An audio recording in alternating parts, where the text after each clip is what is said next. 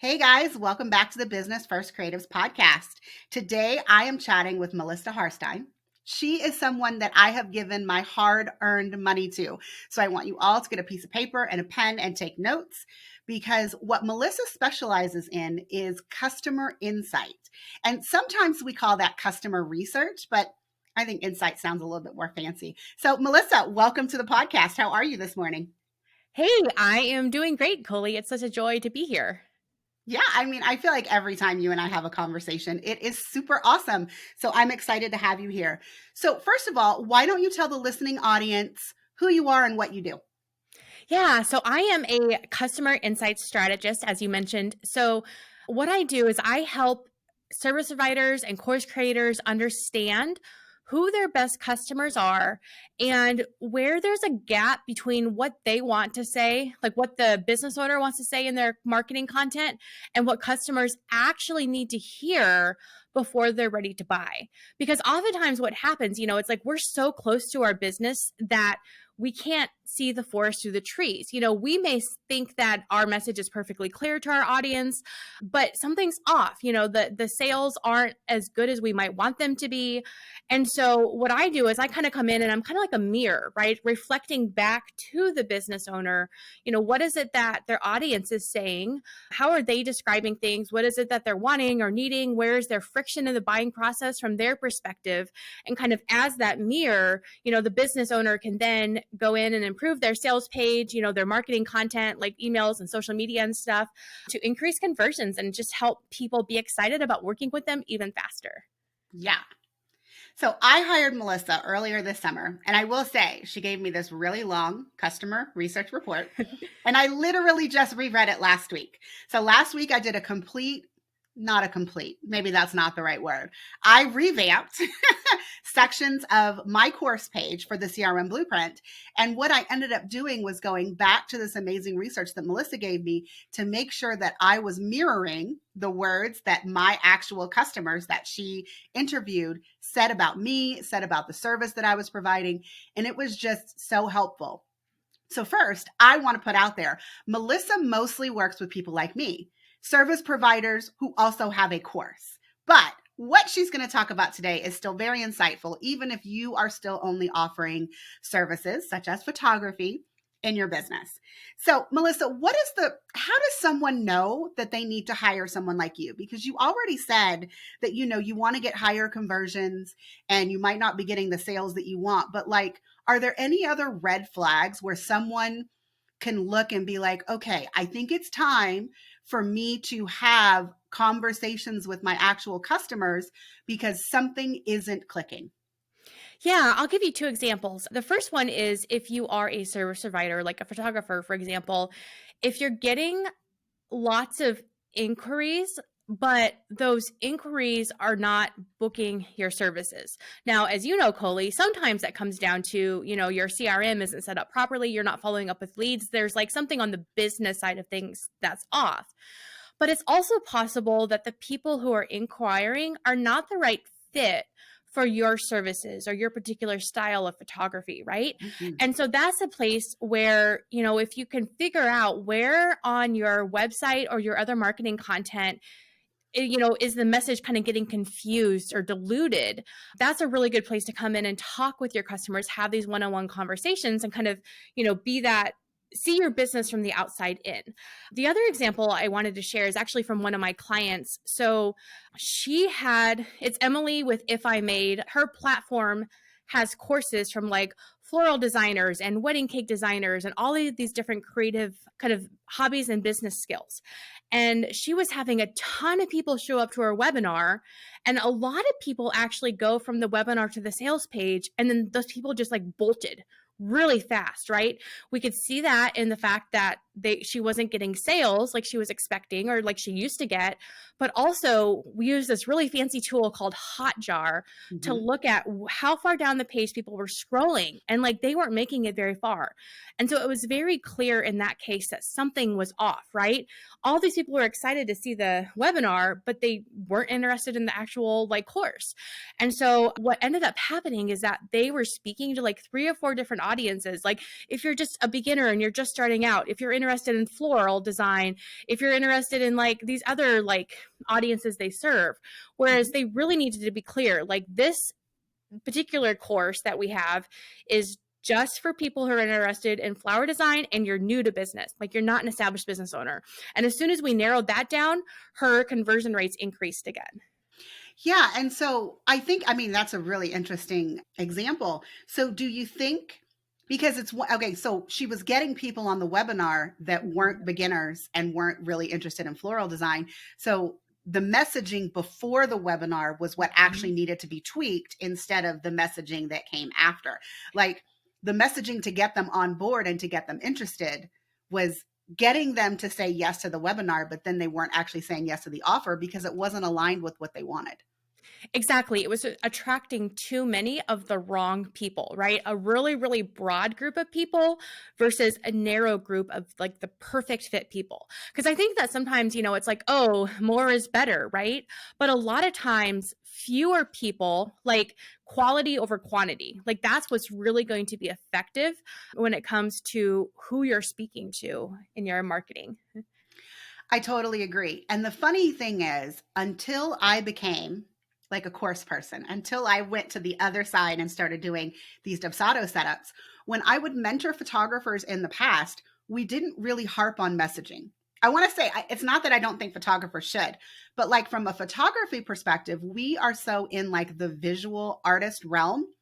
What I would really focus on was making sure that your portfolio was curated to give people what it is that you offer, to make sure that you were offering what they wanted. But now that I've been on the other side of the aisle, I do recognize that the portfolio is just the first part. Like people are also reading the words. And so your messaging does also have to hit those points, because the images alone are probably not going to be enough to close the deal for you. Yeah. And something I don't think I shared at the beginning when we did this intro is that I actually used to work as a copywriter, specifically website copy. And I would often say that the visuals are going to grab someone's attention, but the words are going to keep their attention and help them make the decision about whether or not it's right for them, right? Because it's like, I might see this pretty thing and I'm like, oh, this is pretty, but I don't know, what the designer or the photographer was thinking. Like, why did they choose this specific setting? What was it about the expression on this person's face, that they really zeroed in and that made this picture come alive? It's all of those kind of like, whether it's intuitive or conscious, it may just depend on the person, but those decisions that are going through your head as the artist, as the creative, that your audience just doesn't even know. But it's often, those things, it's like, I'm going to help you feel at ease in your session because I know that you may feel a little awkward. So I'm going to say, hey, pose like this, or, I'll tell you what to wear because you're nervous about the color palette, for your family photos. Like, is it actually going to look awful on camera with the background that we've chosen, right? Those are the types of questions that your audience may have. And if you can speak to those things in the words, not just the images, it's like, it's kind of like settles the fears that your potential customers may have, or those anxieties or insecurities about themselves. And it just makes them easier for them to say yes to you. Yeah. And I'm going to come on the end of that. And I'm going to say, I just realized, and I'm going to say it out loud so that I can write it down later. Photos don't address objections. That's what I'm going to tell photographers from now on. So if someone is feeling stressed about the photos, they don't know how their kids are going to act, they don't know how their husband's going to act, even if you've got a photo of like your smiling family and everyone looks happy, they're naturally going to think, oh, but those people are just happy people. Like they don't have my struggle. Like their kids weren't having a, level 10 meltdown 5 minutes before the session, which we all know is totally possible in those situations. And you are just really good at your job in making those families at ease and getting the kind of photos that they want. But I think that you can only tell them that. Like the photo doesn't tell the entire story. And in particular, it doesn't address objections that people have when they're reading your website. So yeah, that's a really good insight, Melissa.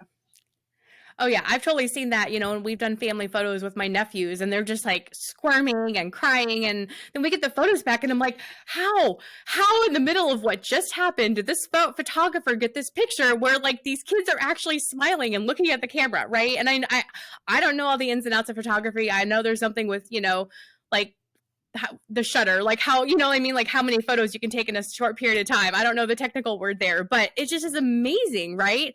But again, like Mm-hmm. I would have never known that if I hadn't experienced it myself. Yes. So let's get on to courses, because some other people in the listening audience might be contemplating a course. And I know, January is slow time for photographers and many other entrepreneurs. And so we start to dream of passive income and, ooh, if I just create this course. But often the burnt out service provider creates the course, they put it out into the world, and then no one buys it. So, Mhm. how is it that customer insight can help bridge the gap between putting out this, what you think is the most awesome product in a course, and then the disappointment when absolutely no one buys it? Yeah, I think some of the reasons that that happens are, maybe the most important thing that your audience is looking for is buried like 2/3 the way down the sales page instead of being the main headline. I know that your main headline was something that we tweaked together, Colie, in the work that we did, and I think, I don't remember exactly what the final version of it was, but it was something like, get your Dubsado streamlined, automated, and working for you in less than 10 days. I Because mean, that's those are the exactly what it was. yeah, right? And it's like those were the words that your audience kept saying over and over and over. But it's like you were already using those words on your page somehow, somewhere, but it was buried, right? So I think by taking those key ideas and moving them to the top and like front and center, first thing you see when you land on the page, it helps the reader say, oh, this is right, this is what I need, and you kind of lean in a little bit more to keep reading, to keep going. And I think another thing that happens is, if you're trying to talk to two audiences at once, there can be some customer confusion because maybe you're speaking to one audience at the beginning of the page and then halfway through you switch to a different audience and then you go back, right? Those are the types of things that I look at before I do these one-on-one conversations, like customer interviews, because I want to figure out, at the beginning, is I call it like an audience message fit audit, but it's like, who are you speaking to at different points on your sales page? What are you saying? Is it speaking to, a pain point, a desire, a hesitation? And are all of those things aligned? Because I think that's the most important thing is it's like, you can have all the pieces of the puzzle on the page, but if they're not aligned, they're not in the right order, in the right place, the right timing, your customer's going to be confused and they're going to bolt. Yeah. So I'm going to ask like a really basic question, because while I know Mhm. the answer, I just realized a lot of people don't. So, as a photographer, before I got on the business side of things, most of us are just obsessed with getting testimonials and getting Google Mhm. reviews. So, what is it that like a customer research interview will get me that simply asking my clients to give me a testimonial won't? And although I'm Mhm. asking you this from the photographer perspective, like I think it goes for everyone. So, like, why is it that customer research is so much more important than just getting people to give you a testimonial and, that all elusive Google review? I think that when people are writing a testimonial, and I'll speak from my own experience as someone who gives testimonials, I tend to overthink it, right? And like, I sometimes become either very mechanical or very vague. But there's something about the way people talk versus the way they write Mhm. that is just a lot more candid and expressive. And that's really, I think, one of the big things that comes out when you're actually having conversations and you're doing these one-on-one interviews with your customers. Another thing is that these conversations give you a chance to dig deeper and ask follow-up questions, right? Because if someone's like, oh, I loved this session that we did, it was amazing. Well, give me an example of that. Why did you love it? Give me an example of a specific moment in this session where you felt amazing, where you felt at ease. Have you ever worked with another photographer in the past? How did their services compare with my services? Like, what would you say actually set me apart? Those are the types of things that you can really drill into, like dig deeper into, to get words from your customers that are going to also help you set yourself apart from all the other service providers, all the other people who do what you do. And I think that's actually, as I'm saying that out loud, that's probably one of the biggest things, especially if you're in an oversaturated industry, an industry where a lot of people are kind of all saying the same things on their websites, on their sales pages. being able to express what you do in your customers' words and be really, really clear on that distinctive value, that's going to help set you apart and help you increase sales. Yeah, I love what you said about people talk more naturally when they are Mhm. having a conversation versus writing, and also making sure that you have the opportunity to ask those follow up questions. Mhm. That is the reason that I think customer research works so much better. And one of the things that I think I have implemented in almost every single Dubsado setup that I've done that people weren't doing before is I actually make them do a feedback survey. And I get pushback all the time. They're like, but Colie, like, why do I need to ask them all those questions? Like, I just want them to fill out a Google review. And I'm like, but you get so much more information from this feedback form than you would if they just went on Google and said that you were amazing. I mean, I know you're amazing. You know you're amazing. That doesn't help someone make a decision. Like, all of the photographers have testimonials that say, I'm amazing. You're amazing. So you do have to think about this as a way to differentiate yourselves from your competition, from the people in your area, because everybody is saying the same things when they're being asked to write a testimonial. But if you do take the opportunity to have those one on one conversations, you might get other details that they're not telling you when they're asked to write a testimonial. Yeah, absolutely. So let me ask you a different question. Is it important to do these on video? Or do you get the same kind of data if you are sending out, like I said, like a 10-question survey?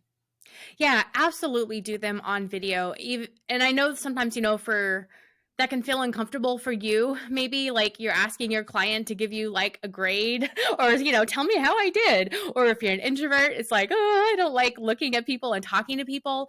But the value is that there's so much nonverbal communication that comes out when you're talking face to face. Like as Colie and I are recording this podcast episode, you're probably hearing it in audio format, but Colie and I are interacting with each other. We have like a Zoom video camera open, right?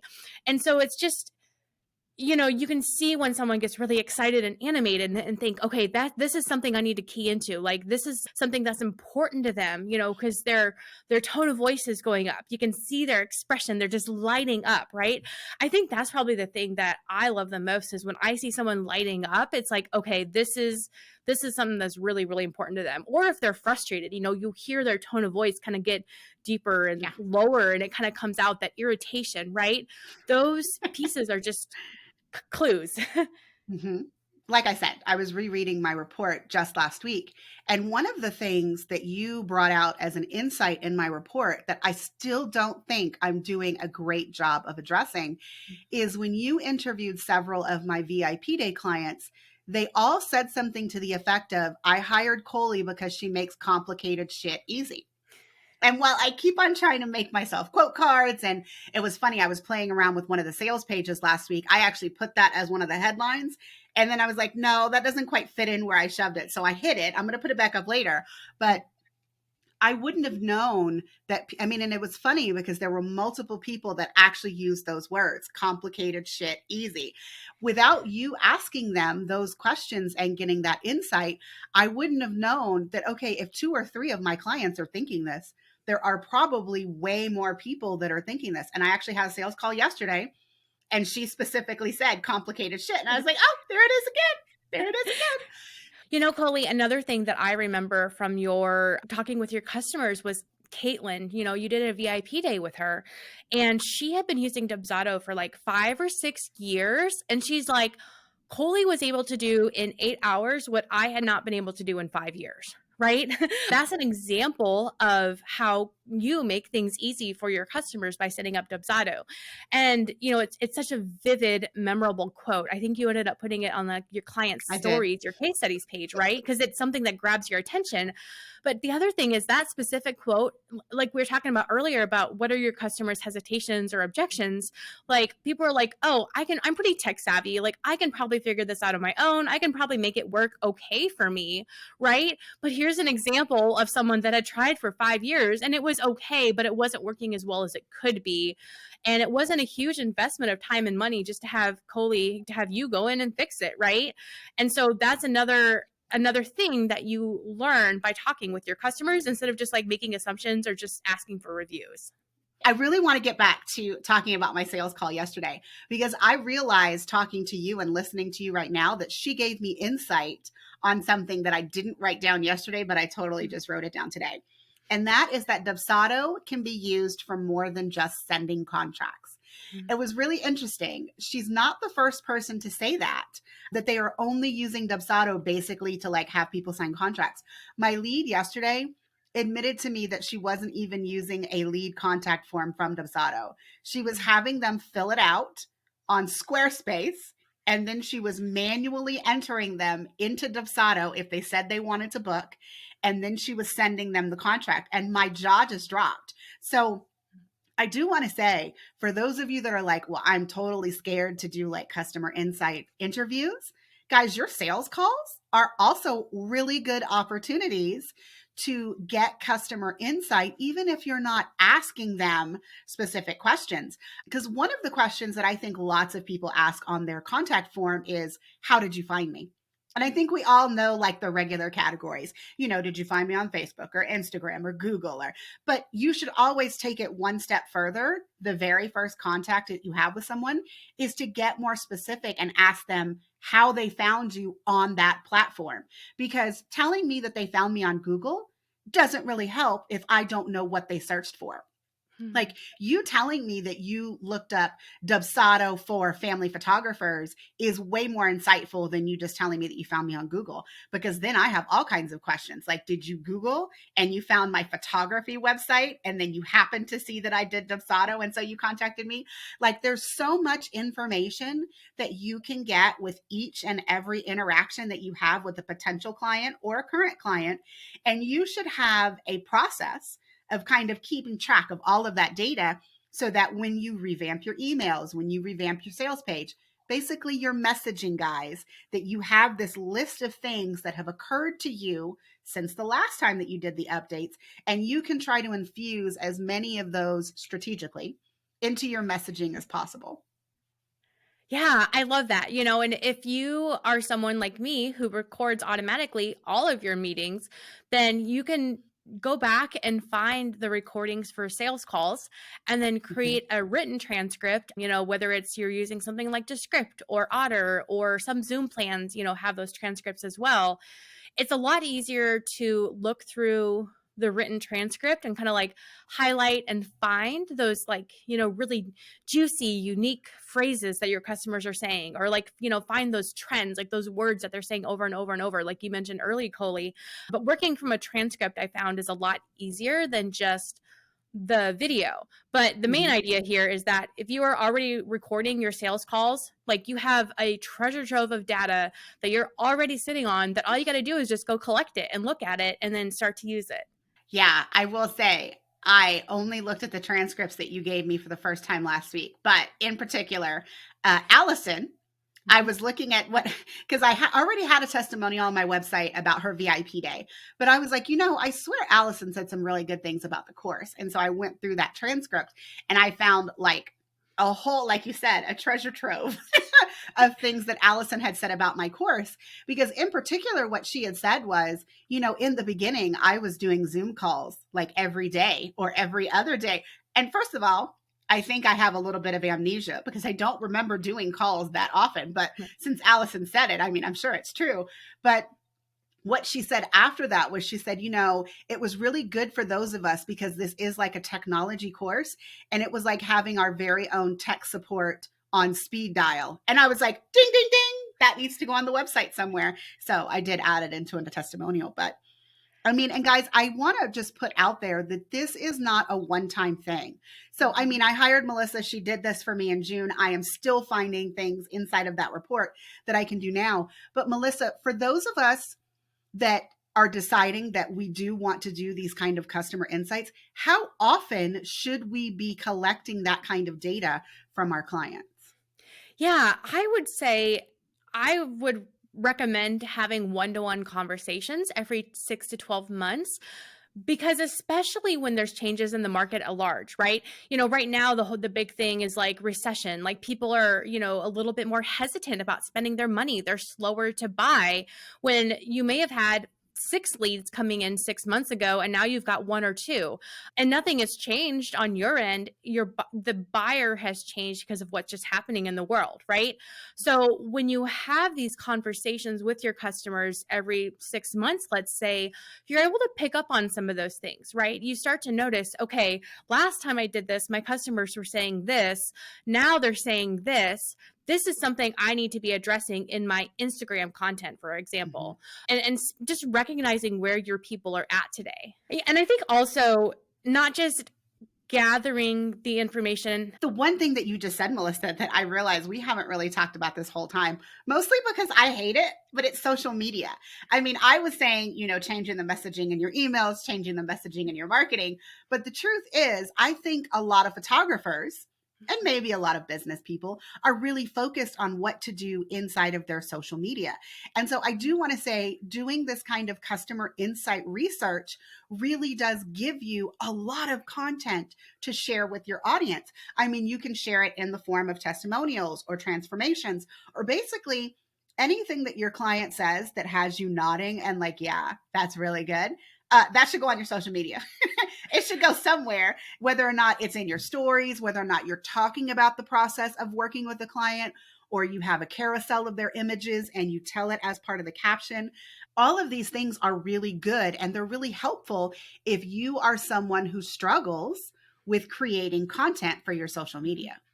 And that's something that a lot of my clients do is they use this customer insights report that I create for them as inspiration when they're not sure what to say. It's kind of like that. You're sitting at a computer, you're looking at a blank screen, you're like, I need to write some Instagram posts. I don't know what to write. I don't know what to talk about on stories.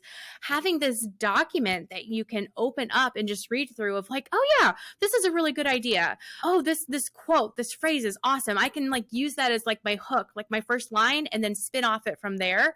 It's like a never-ending inspiration source for writing social media content. I mean, and all of us hate writing social media content. I will admit that at the time of this recording, I have all but pulled myself off of my social media content creation. I have handed that off to my wonderful virtual assistant. She's awesome. So almost anything that you currently see on Instagram was not created by me. It wasn't even really like curated by me. I just, she's taking the good tidbits from the podcast and basically repurposing them. What would you suggest for someone who doesn't have a lot of customers yet? Because that is one of the things that people say is that, well, Colie, but for example, I know that you're working with people who might be creating courses, so they don't actually have actual students for you to interview yet. So what do you say if people don't have like a big pool of previous customers to actually interview? Mm-hmm. Yeah. So first, I would recommend making a list of, or maybe you already have an ideal client profile, right? This is the type of client I want to work with. And then think, who in my network matches that profile? Or, let's say my friend Colie knows someone who matches that profile. I can say, hey, Colie, can you go introduce me to this person, right? So it doesn't necessarily have to be a client. It just has to be someone who is similar to the type of people that you want to serve in the future. The other thing I recommend is looking through your inquiry form, to see people who are interested in your services, but they didn't book, because that can do two things. One is it gives you a whole pool of people who have shown some interest, who didn't become clients that you can talk to, but then it also helps you figure out like, okay, I didn't realize this person actually didn't buy because they were confused about this thing, and I just need to be clearer about that. Or this person decided not to book because the timing just wasn't right because of this thing going on in their life, and that's something else I can speak to in my content and my copy.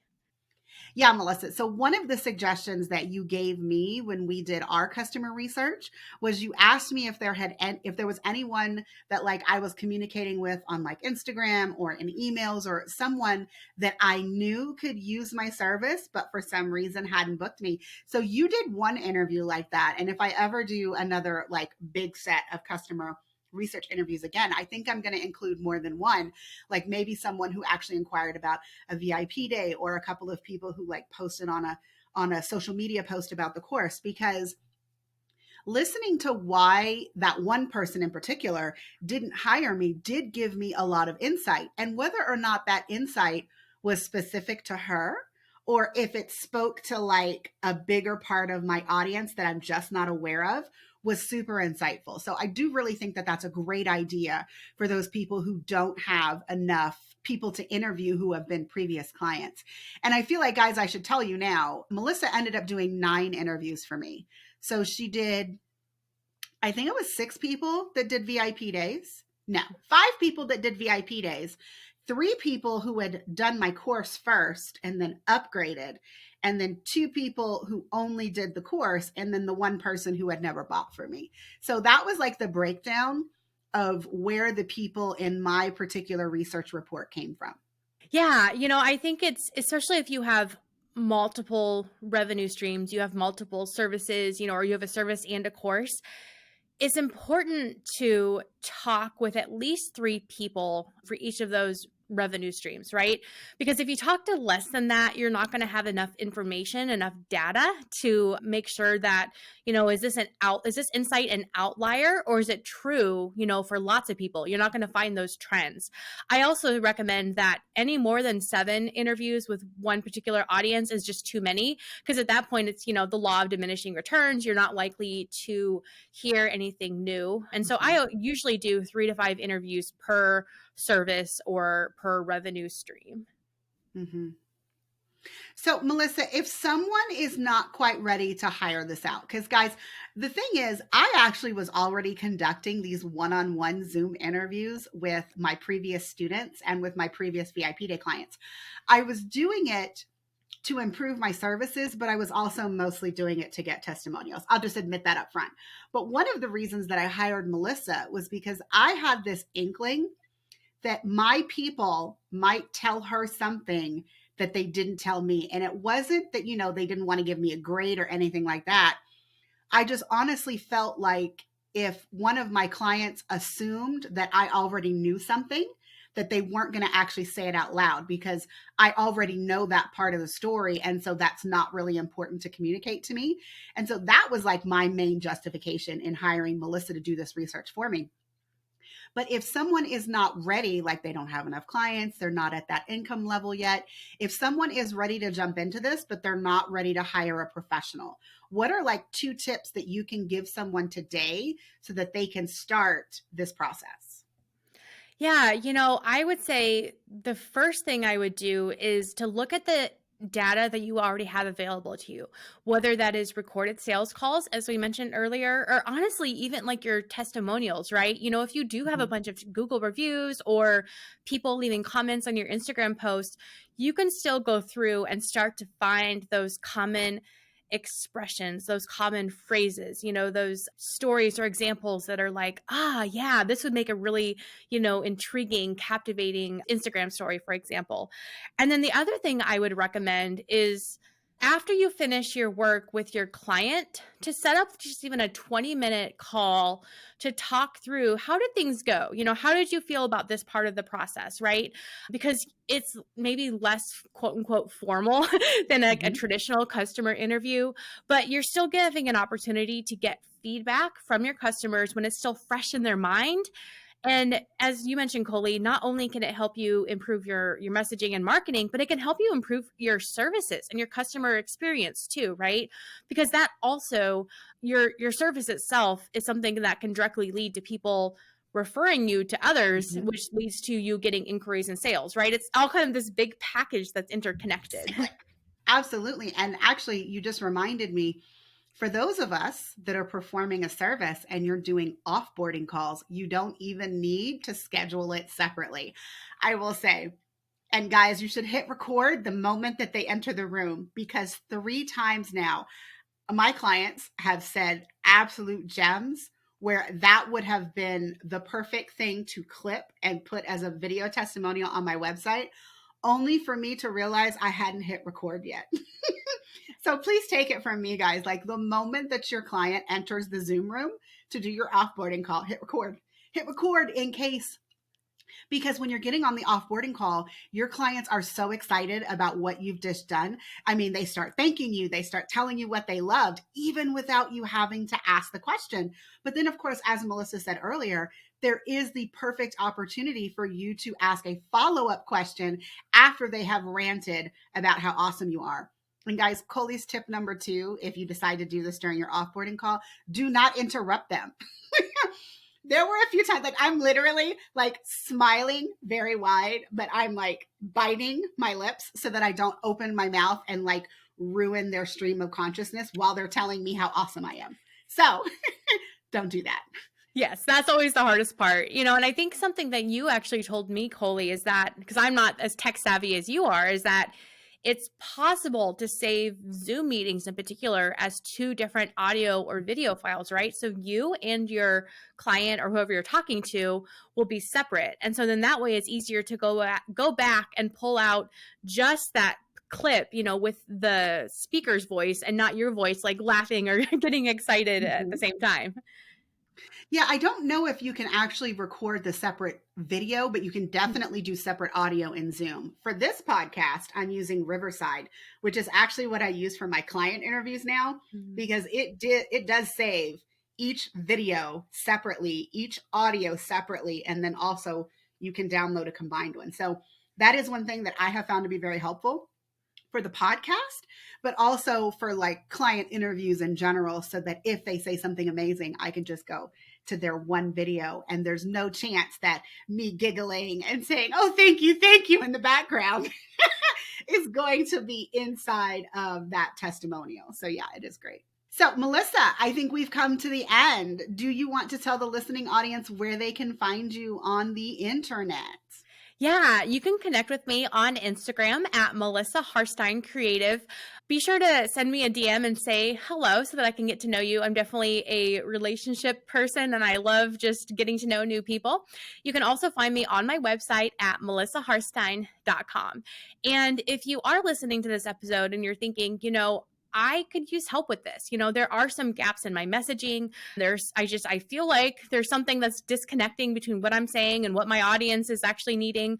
I'd love to just chat with you about how I can help you find and close those gaps and help you communicate in a way that your audience is just going to eat it up and they're going to love you and be so excited to work with you. So again, you can connect with me on Instagram at Melissa Harstine Creative or my website, which is melissaharstine.com. And also, guys, she is on my website on the resources page under the headline, People I Pay to Do Shit for Me. She is on there. So, Melissa, thank you so much for joining me this morning. I really appreciate it. And everyone, that's it for this episode. See you next time.